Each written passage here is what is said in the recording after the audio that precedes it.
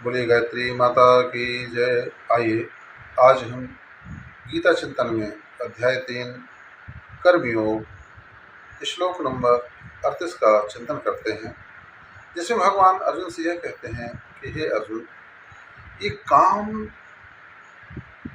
ऐसा दुर्जय शत्रु है व्यक्ति का, जिसके कारण सत्य समझ में नहीं आता है, सत्य से दूर रखता है। वो संसार की जितनी कामनाएं व्यक्ति के अंदर बढ़ती हैं, वह अज्ञानता के कारण ही बनती हैं और बढ़ती हैं। ये काम और कामनाएं, वासनाएं, ये ज्ञान को ढक करके रखती हैं।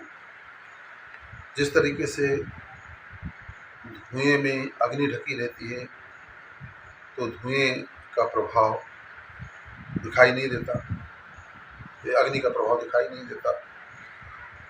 जिस तरह से आईने के ऊपर अगर डस्ट पड़ी हो, धूल जमी हो, तो आपका स्वरूप दिखाई नहीं देगा। जिस तरह से माँ के पेट की गर्भ में बच्चा जब तक रहता है, तब तक उसे संसार नहीं दिखाई देता।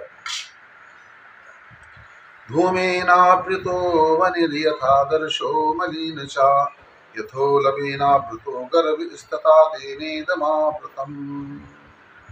उसी तरह काम के द्वारा यह ज्ञान ढका रहता है।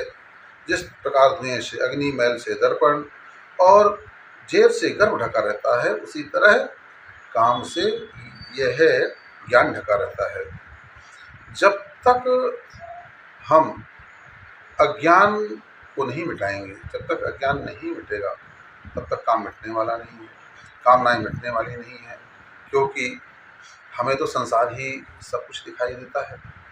संसार का धन वैभव ही हमें वैभव लगता है, संसार का सुख ही हमें सुख लगता है, संसार का पद प्रतिष्ठा हमें जो है श्रेष्ठ दिखाई देती है।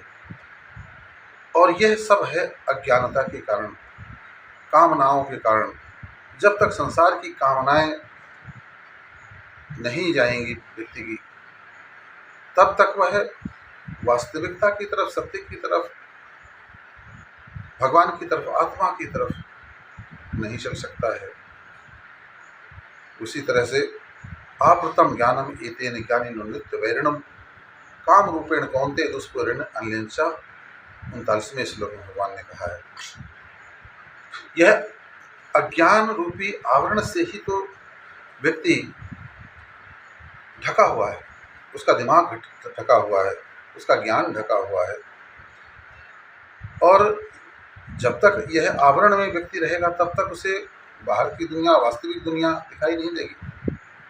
जिस तरीके से अगर दीपक को ऐसे किसी जो है पात्र से ढक दिया जाए, तो दीपक में प्रकाश तो है, दीपक जलता तो है, मगर उस दीपक का प्रकाश वह प्रकाशित संसार को नहीं कर पाएगा, उसका प्रकाश बाहर फैल नहीं पाएगा। ठीक इसी तरीके से ये अज्ञान का आवरण जब तक हमारे दिमाग में ढका जो है बना रहेगा, पड़ा रहेगा, ढका रहेगा, तब तक हमें जो सत्य है, जो नित्य है, जो सुख स्वरूप है, जो आनंद स्वरूप है, जो श्रेष्ठ है, जिससे श्रेष्ठ और कुछ भी नहीं, वह हमें दिखाई नहीं देगा। और जब तक वह श्रेष्ठ हमें न समझ में आए, न दिखे, तो हम श्रेष्ठ की तरफ बढ़ें कैसे? ये भी तो समस्या है ना।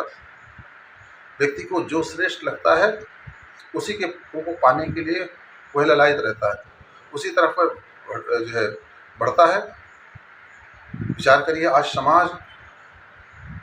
समाज के लोग जब अनीति और अन्याय से धन दौलत कमा करके बिल्डिंग बना लेते हैं, महल बना लेते हैं, गाड़ी बंगला ले लेते हैं, तो आदमी को वही श्रेष्ठ लगता है और उसी की तरफ वह चल देता है। वह भी गलत करने के लिए तैयार हो जाता है, वह भी झूठ बोलने के लिए तैयार हो जाता है, वह भी दगा देने के लिए तैयार हो जाता है। उसका कारण सिर्फ यही है कि अज्ञानेन आवृतम ज्ञानम तेन मोह्यंत जंतवः। भगवान ने कह दिया है कि जंतवः, तब तक व्यक्ति पशु के समान हैं, जंतु के समान हैं, जीव के समान हैं, जब तक कि अज्ञान का आवरण ज्ञान के ऊपर ढका हुआ है। यद्यपि हर व्यक्ति, हर एक मनुष्य ज्ञान स्वरूप ही है, क्योंकि ईश्वर का अंश है। ईश्वर में जो गुण हैं वो हमारे अंदर भी हैं, मगर अज्ञान अर्थात माया का आवरण हमें उसे ढके हुए है, इसलिए हमें वह दिखाई नहीं देता है। वह सत्य स्वरूप जो है हमारा नहीं दिखाई देता है, आनंद स्वरूप दिखाई नहीं देता है। इसलिए हम अपने आप को सुखी दुखी मानते रहते हैं, दुखी होते रहते हैं,